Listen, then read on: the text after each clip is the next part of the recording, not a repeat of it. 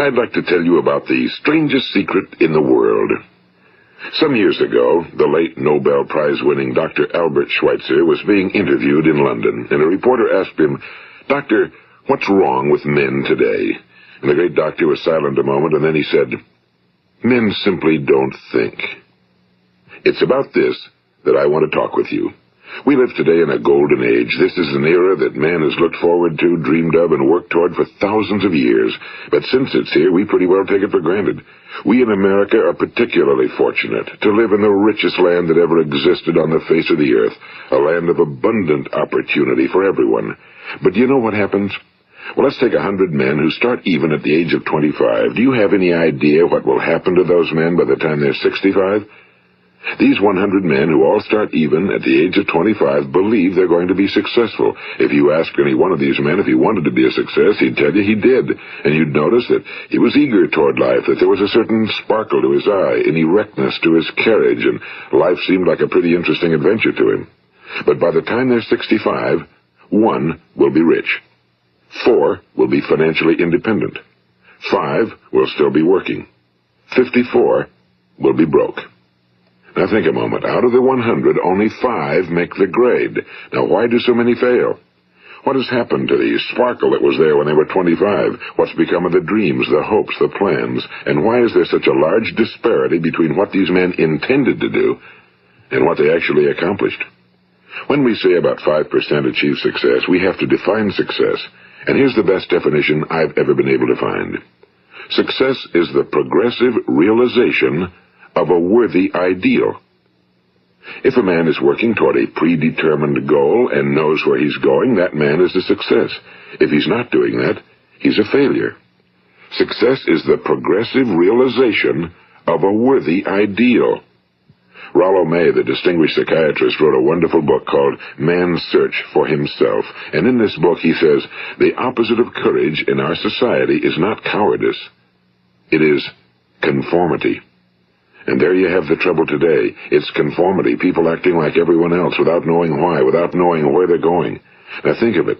In America right now, there are over 18 million people 65 years of age and older. And most of them are broke. They're dependent on someone else for life's necessities. Now, we learn to read by the time we're 7. We learn to make a living by the time we're 25. Usually by that time, we're not only making a living, we're supporting a family. And yet by the time we're 65, we haven't learned how to become financially independent in the richest land that has ever been known. Why? We conform. And the trouble is that we're acting like the wrong percentage group, the 95 who don't succeed. Now, why do these people conform? Well, they really don't know. These people believe that their lives are shaped by circumstances, by things that happen to them, by exterior forces. They're outer-directed people. A survey was made one time that covered a lot of men, working men, and these men were asked, "Why do you work? Why do you get up in the morning?" 19 out of 20 had no idea. If you ask them, they'll say, well, everyone goes to work in the morning, and that's the reason they do it, because everyone else is doing it. Now let's get back to our definition of success. Who succeeds? The only person who succeeds is the person who is progressively realizing a worthy ideal. He's the person who says, I'm going to become this, and then begins to work toward that goal. I'll tell you who the successful people are. A success is the school teacher who's teaching school because that's what he or she wants to do. The success is the woman who's a wife and mother because she wanted to become a wife and mother and is doing a good job of it. The success is the man who runs the corner gas station because that was his dream. That's what he wanted to do. The success is the successful salesman who wants to become a top-notch salesman and grow and build with his organization. A success is anyone who is doing deliberately a predetermined job because that's what he decided to do deliberately. But only 1 out of 20 does that. That's why today there isn't really any competition unless we make it for ourselves. Instead of competing, all we have to do is create. You know, for 20 years, I looked for the key which would determine what would happen to a human being. Was there a key I wanted to know which would make the future a promise that we could foretell to a large extent? Was there a key that would guarantee a person's becoming successful if he only knew about it and knew how to use it? Well, there is such a key, and I've found it. Have you ever wondered why so many men work so hard and honestly without ever achieving anything in particular, and others don't seem to work hard and yet seem to get everything? They seem to have the magic touch. You've heard them say that about someone. Everything he touches turns to gold. And have you ever noticed that a man who becomes successful tends to continue to become successful? And on the other hand, have you noticed how a man who's a failure tends to continue to fail? Well, it's because of goals. Some of us have goals, some don't. People with goals succeed because they know where they're going. It's that simple. Think of a ship leaving a harbor, and think of it with the complete voyage mapped out and planned. The captain and crew know exactly where it's going and how long it'll take. It has a definite goal. Now, 9,999 times out of 10,000, it will get to where it started out to get. Now, let's take another ship, just like the first, only let's not put a crew on it or a captain at the helm. Let's give it no aiming point, no goal, no destination. We just start the engines and let it go. I think you'll agree with me that if it gets out of the harbor at all, it will either sink or wind up on some deserted beach, a derelict. It can't go anyplace because it has no destination and no guidance, and it's the same with a human being. Take the salesman, for example. There's no other person in the world today with the future of a good salesman. Selling is the world's highest paid profession, if we're good at it and if we know where we're going. Every company needs top-notch salesmen, and they reward those men. The sky's the limit for them. But how many can you find? Someone once said the human race is fixed, not to prevent the strong from winning, but to prevent the weak from losing. The American economy today can be likened to a convoy in time of war. The entire economy is slowed down to protect its weakest link, just as the convoy had to go at the speed that would permit its slowest vessel to remain in formation. That's why it's so easy to make a living today. It takes no particular brains or talent to make a living and support a family today. So we have a plateau of so-called security, if that's what a person's looking for. But we do have to decide how high above this plateau we want to aim. Now let's get back to the strangest secret in the world, the story that I wanted to tell you today. Why do men with goals succeed in life and men without them fail? Well, let me tell you something which, if you really understand it, will alter your life immediately. If you understand completely what I'm going to tell you from this moment on, your life will never be the same again.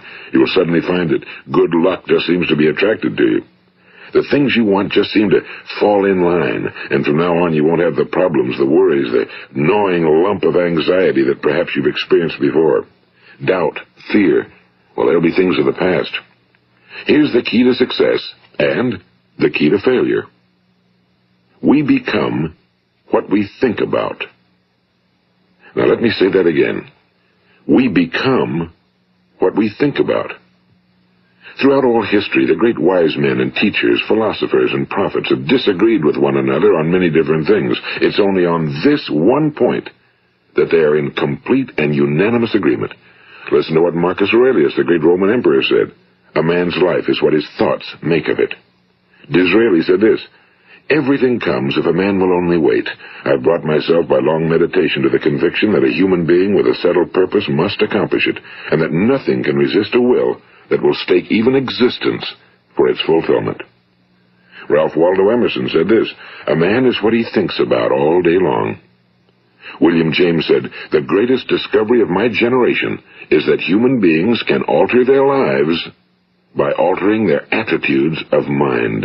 And he also said, we need only in cold blood act as if the thing in question were real, and it will become infallibly real by growing into such a connection with our life that it will become real. It will become so knit with habit and emotion that our interest in it will be those which characterize belief. And he also said, if you only care enough for a result, you will almost certainly attain it. If you wish to be rich, you will be rich. If you wish to be learned, you will be learned. If you wish to be good, you will be good. Only you must then really wish these things and wish them exclusively, and not wish at the same time 100 other incompatible things just as strongly. In the Bible you read in Mark 9:23, if thou canst believe, all things are possible to him that believeth. My old friend Dr. Norman Vincent Peale put it this way, this is one of the greatest laws in the universe. Fervently do I wish I had discovered it as a very young man. It dawned upon me much later in life, and I found it to be one of the greatest, if not my greatest discovery outside of my relationship to God. The great law, briefly and simply stated, is that if you think in negative terms, you will get negative results. If you think in positive terms, you will achieve positive results. That is the simple fact, he went on to say, which is at the basis of an astonishing law of prosperity and success. In 3 words, believe and succeed. William Shakespeare put it this way: our doubts are traitors and make us lose the good we oft might win by fearing to attempt. George Bernard Shaw said, people are always blaming their circumstances for what they are. I don't believe in circumstances. The people who get on in this world are the people who get up and look for the circumstances they want, and if they can't find them, make them. Well, it's pretty apparent, isn't it? And every person who discovered this for a while believed that he was the first one to work it out. We become what we think about.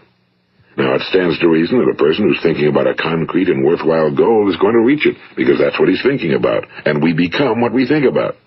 Conversely, the man who has no goal, who doesn't know where he's going, and whose thoughts must therefore be thoughts of confusion and anxiety and fear and worry, becomes what he thinks about. His life becomes one of frustration and fear and anxiety and worry. And if he thinks about nothing, he becomes nothing. Now, how does it work? Why do we become what we think about? Well, I'll tell you how it works as far as we know. Now, to do this, I want to tell you about a situation that parallels the human mind. Suppose a farmer has some land, and it's good fertile land. Now, the land gives the farmer a choice. He may plant in that land whatever he chooses. The land doesn't care. It's up to the farmer to make the decision. Now, remember, we're comparing the human mind with the land because the mind, like the land, doesn't care what you plant in it. It will return what you plant, but it doesn't care what you plant. Now, let's say that the farmer has 2 seeds in his hand. One is a seed of corn. The other is nightshade, a deadly poison. He digs 2 little holes in the earth, and he plants both seeds, one corn, the other nightshade. He covers up the holes, waters, and takes care of the land, and what will happen? Invariably, the land will return what's planted. As it's written in the Bible, as ye sow, so shall ye reap. Now remember, the land doesn't care. It'll return poison in just as wonderful abundance as it will corn. So up come the 2 plants, one corn, one poison. Now, the human mind is far more fertile, far more incredible and mysterious than the land, but it works the same way. It doesn't care what we plant. Success, failure. A concrete, worthwhile goal, or confusion. Misunderstanding, fear, anxiety, and so on. But what we plant, it must return to us. You see, the human mind is the last great unexplored continent on Earth. It contains riches beyond our wildest dreams. It will return anything we want to plant. Now, you might say, well, if that's true, why don't people use their minds more? Well, I think they figured out an answer to that one, too. Our mind comes as standard equipment at birth. It's free, and things that are given to us for nothing we place little value on. Things that we pay money for, we value. The paradox is that exactly the reverse is true. Everything that's really worthwhile in life came to us free. Our minds, our souls, our bodies, our hopes, our dreams, our ambitions, our intelligence, our love of family and children and friends and country, all these priceless possessions are free. But the things that cost us money are actually very cheap and can be replaced at any time. A good man can be completely wiped out and make another fortune. He can do that several times. Even if our home burns down, we can rebuild it. But the things we got for nothing, we can never replace. The human mind isn't used because we take it for granted. Familiarity breeds contempt. It can do any kind of job we assign to it, but generally speaking, we use it for little jobs instead of big, important ones. Universities have proved that most of us are operating on about 10% or less of our abilities. So decide now, what is it you want? Plant your goal in your mind. It's the most important decision you'll ever make in your entire life. What is it you want? Do you want to be an outstanding salesman? A better worker at your particular job? Do you want to go places in your company? In your community? Do you want to get rich? All you've got to do is plant that seed in your mind, care for it, work steadily toward your goal, and it will become a reality. It not only will, there's no way that it cannot. You see, that's a law, like the laws of Sir Isaac Newton, the laws of gravity. If you get on top of a building and jump off, you'll always go down. You'll never go up, and it's the same with all the other laws of nature. They always work. They're inflexible. Think about your goal in a relaxed, positive way. Picture yourself in your mind's eye as having already achieved this goal. See yourself doing the things you will be doing when you've reached your goal. Ours has been called the phenobarbital age, the age of ulcers and nervous breakdowns and tranquilizers, at a time when medical research has raised us to a new plateau of good health and longevity. Far too many of us worry ourselves into an early grave trying to cope with things in our own little personal ways, without learning a few great laws that will take care of everything for us. These things we bring on ourselves through our habitual way of thinking. Every one of us is the sum total of his own thoughts. He is where he is because that's exactly where he really wants to be, whether he'll admit that or not. Each of us must live off the fruit of his thoughts in the future, because what you think today and tomorrow, next month and next year, will mold your life and determine your future. You're guided by your mind. I remember one time I was driving through eastern Arizona, and I saw one of those giant earth-moving machines roaring along the road at about 35 miles an hour with what looked like 30 tons of dirt in it. A tremendous, incredible machine, and there was a little man perched way up on top with the wheel in his hands guiding it. And as I drove along, I was struck by the similarity of that machine to the human mind. Just suppose you're sitting at the controls of such a vast source of energy. Are you going to sit back and fold your arms and let it run itself into a ditch? Or are you going to keep both hands firmly on the wheel and control and direct this power to a specific, worthwhile purpose? It's up to you. You're in the driver's seat. You see, the very law that gives us success is a two-edged sword. We must control our thinking. The same rule that can lead a man to a life of success, wealth, happiness, and all the things he ever dreamed of for himself and his family. That very same law can lead him into the gutter. It's all in how he uses it, for good or for bad. This is the strangest secret in the world. Now, why do I say it's strange, and why do I call it a secret? Actually, it isn't a secret at all. It was first promulgated by some of the earliest wise men, and it appears again and again throughout the Bible, but very few people have learned it, understand it. That's why it's strange, and why for some equally strange reason it virtually remains a secret. I believe that you could go out and walk down the main street of your town and ask one man after another what the secret of success is, and you probably wouldn't run into one man in a month who could tell you. Now, this information is enormously valuable to us if we really understand it and apply it. It's valuable to us not only for our own lives, but the lives of those around us, our families, employees, associates, and friends. Life should be an exciting adventure. It should never be a bore. A man should live fully, be alive. He should be glad to get out of bed in the morning. He should be doing a job he likes to do because he does it well. One time I heard Grove Patterson, the great late editor-in-chief of the Toledo Daily Blade, make a speech, and as he concluded his speech, he said something I've never forgotten. He said, "My years in the newspaper business have convinced me of several things. Among them, that people are basically good, and that we came from someplace, and we're going someplace. So we should make our time here an exciting adventure. The architect of the universe didn't build a stairway leading nowhere." And the greatest teacher of all, the carpenter from the plains of Galilee, gave us the secret time and time again. As ye believe, so shall it be done unto you. I've explained the strangest secret in the world and how it works.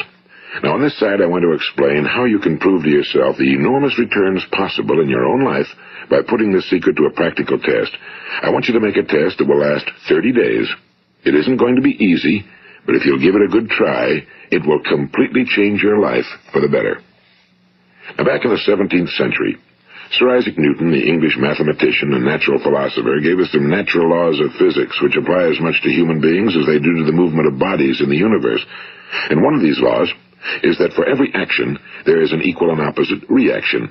Simply stated, as it applies to you and me, it means we can achieve nothing without paying the price. The results of your 30-day experiment will be in direct proportion to the effort you put forth. To be a doctor, you must pay the price of long years of difficult study. To be successful in selling, and remember that each of us succeeds to the extent of his ability to sell. Selling our families on our ideas, selling education in schools, selling our children on the advantages of living the good and honest life, selling our associates and employees on the importance of being exceptional people. To, of course, the profession of selling itself. But to be successful in selling our way to the good life, we must be willing to pay the price. Now, what is that price? Well, it's many things. First, it's understanding emotionally, as well as intellectually, that we literally become what we think about, that we must control our thoughts if we're to control our lives. It's understanding fully that as ye sow, so shall ye reap. Second, it's cutting away all fetters from the mind and permitting it to soar as it was divinely designed to do. It's the realization that your limitations are self-imposed and that the opportunities for you today are enormous beyond belief. It's rising above narrow-minded pettiness and prejudice. And third, it's using all your courage to force yourself to think positively on your own problem, to set a definite and clearly defined goal for yourself, to let your marvelous mind think about your goal from all possible angles, to let your imagination speculate freely upon many different possible solutions, to refuse to believe that there are any circumstances sufficiently strong to defeat you in the accomplishment of your purpose, to act promptly and decisively when your course is clear, and to keep constantly aware of the fact that you are, at this moment, standing in the middle of your own acres of diamonds, as Russell Conwell used to point out. And fourth, save at least 10% of every dollar you earn. It's also remembering that no matter what your present job, it has enormous possibilities, if you're willing to pay the price. Now let's just go over the important points in the price each of us must pay to achieve the wonderful life that can be ours. It is, of course, worth any price. 1. You will become what you think about. 2. Remember the word imagination and let your mind begin to soar. 3. Courage. Concentrate on your goal every day. 4. Save 10% of what you earn. And 5. Action. Ideas are worthless unless we act on them. Now, I'll try to outline the 30-day test I want you to make. Keep in mind that you have nothing to lose by making this test and everything you could possibly want to gain. There are two things that may be said of everyone. Each of us wants something, and each of us is afraid of something. I want you to write on a card what it is you want more than anything else. It may be more money. Perhaps you'd like to double your income or make a specific amount of money. It may be a beautiful home. It may be success at your job. It may be a particular position in life. It could be a more harmonious family. Each of us wants something. Now write down on your card specifically what it is you want. Make sure it's a single goal and clearly defined. You needn't show it to anyone, but carry it with you so that you can look at it several times a day. Think about it in a cheerful, relaxed, positive way each morning when you get up, and immediately you have something to work for, something to get out of bed for, something to live for. Look at it every chance you get during the day and just before going to bed at night. And as you look at it, remember that you must become what you think about, and since you're thinking about your goal, you realize that soon it will be yours. In fact, it's yours really the moment you write it down and begin to think about it. Look at the abundance all around you as you go about your daily business. You have as much right to this abundance as any other living creature. It's yours for the asking. Now we come to the difficult part. Difficult because it means the formation of what is probably a brand new habit, and new habits are not easily formed. Once formed, however, it will follow you for the rest of your life. Stop thinking about what it is you fear. Each time a fearful or negative thought comes into your consciousness, replace it with a mental picture of your positive and worthwhile goal. And there will come times when you'll feel like giving up. It's easier for a human being to think negatively than positively. That's why only 5% are successful. You must begin now to place yourself in that group. For 30 days, you must take control of your mind. It will think about only what you permit it to think about. Each day for this 30-day test, do more than you have to do. In addition to maintaining a cheerful, positive outlook, give of yourself more than you've ever done before. Do this knowing that your returns in life must be in direct proportion to what you give. The moment you decide on a goal to work toward, you're immediately a successful person. You are then in that rare and successful category of people who know where they're going. Out of every 100 people, you belong to the top 5. Don't concern yourself too much with how you're going to achieve your goal. Leave that completely to a power greater than yourself. All you have to do is know where you're going. The answers will come to you of their own accord and at the right time. Remember these words from the Sermon on the Mount, and remember them well. Keep them constantly before you this month of your test. Ask, and it shall be given you. Seek, and ye shall find. Knock, and it shall be opened unto you. For every one that asketh receiveth, and he that seeketh findeth, and to him that knocketh it shall be opened. It's as marvelous and as simple as that. In fact, it's so simple that in our seemingly complicated world, it's difficult for an adult to understand that all he needs is a purpose and faith. For 30 days, Do your very best. If you're a salesman, go at it as you've never done before, not in a hectic fashion, but with the calm, cheerful assurance that time well spent will give you the abundance in return you deserve and want. If you're a homemaker, devote your 30-day test to completely giving of yourself without thinking about receiving anything in return, and you'll be amazed at the difference it makes in your life. No matter what your job, do it as you've never done it before for 30 days. And if you've kept your goal before you every day, you'll wonder and marvel at this new life you've found. Dorothea Brande, the outstanding editor and writer, discovered it for herself and tells about it in her fine book, Wake Up and Live. Her entire philosophy is reduced to the words, act as though it were impossible to fail. She made her own test with sincerity and faith, and her entire life was changed to one of overwhelming success. Now, you make your test for 30 full days. Don't start your test until you've made up your mind to stick with it. You see, by being persistent, you're demonstrating faith. Persistence is simply another word for faith. If you didn't have faith, you'd never persist.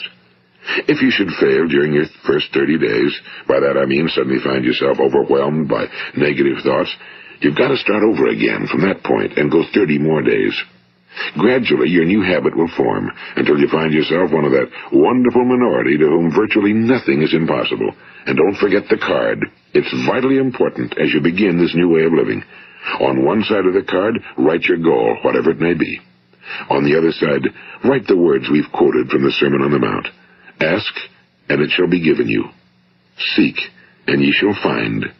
Knock, and it shall be opened unto you.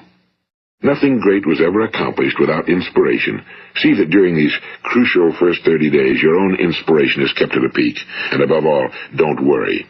Worry brings fear, and fear is crippling. The only thing that can cause you to worry during your test is trying to do it all yourself. Know that all you have to do is hold your goal before you. Everything else will take care of itself. Remember also to keep calm and cheerful. Don't let petty things annoy you and get you off course. Now, since making this test is difficult, some will say, why should I bother? Well, look at the alternative.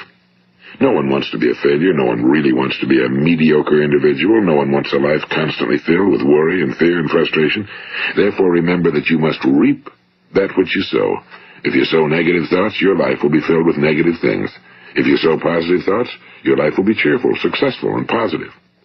Now, gradually, you will have a tendency to forget what you've heard on this recording. Play it often. Keep reminding yourself of what you must do to form this new habit. Gather your whole family around at regular intervals and listen to what's been said here. You know, most men will tell you that they want to make money without understanding the law. The only people who make money work in a mint. The rest of us must earn money. This is what causes those who keep looking for something for nothing or a free ride to fail in life. The only way to earn money is by providing people with services or products which are needed and useful. We exchange our time and our product or service for the other man's money. Therefore, the law is that our financial return will be in direct proportion to our service. Now, success is not the result of making money. Making money is the result of success, and success is in direct proportion to our service. Most people have this law backwards. They believe that you're successful if you earn a lot of money. The truth is that you can only earn money after you're successful. It's like the story of the man who sat in front of the stove and said to it, "Give me heat, and then I'll add the wood." How many men and women do you know, or do you suppose there are today, who take the same attitude toward life? There are millions. We've got to put the fuel in before we can expect heat. Likewise, we've got to be of service first before we can expect money. Don't concern yourself with the money. Be of service, build, work, dream, create. Do this, and you'll find there's no limit to the prosperity and abundance that will come to you. Prosperity, you know, is founded upon a law of mutual exchange. Any person who contributes to prosperity must prosper in turn himself. Sometimes the return will not come from those you serve, but it must come to you from someplace, because that's the law. For every action, there is an equal and opposite reaction. As you go daily through your 30-day test period, remember that your success will always be measured by the quality and quantity of service you render, and money is a yardstick for measuring this service. No man can get rich himself unless he enriches others. Now, there are no exceptions to a law. You can drive down any street in America and from your car estimate the service that's being rendered by the people living on that street. Had you ever thought of this yardstick before? It's interesting. Some, like ministers and priests and other devoted people, measure their returns in the realm of the spiritual, but again, their returns are equal to their service. Once this law is fully understood, any thinking person can tell his own fortune. If he wants more, he must be of more service to those from whom he receives his return. If he wants less, he has only to reduce his service. This is the price you must pay for what you want. If you believe you can enrich yourself by deluding others, you can end only by deluding yourself. It may take some time, but just as surely as you breathe, you'll get back what you put out. Don't ever make the mistake of thinking you can avert this. It's impossible. The prisons and the streets where the lonely walk are filled with people who tried to make new laws just for themselves. We may avoid the laws of man for a while, but there are greater laws that cannot be broken. An outstanding medical doctor recently pointed out 6 steps that will help you realize success. 1. Set yourself a definite goal. 2. Quit running yourself down.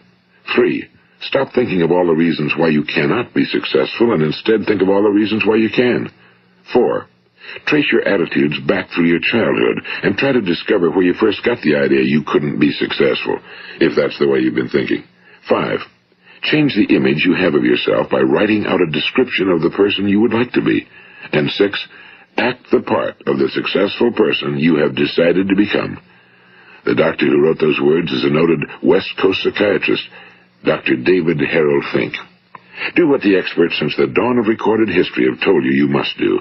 Pay the price by becoming the person you want to become. It's not nearly as difficult as living unsuccessfully.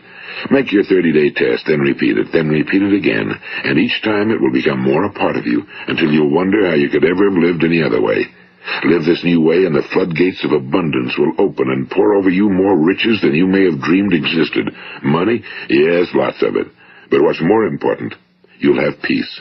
You'll be in that wonderful minority who lead calm, cheerful, successful lives. Start today. You have nothing to lose, but you have a whole life to win. This is Earl Nightingale, and thank you.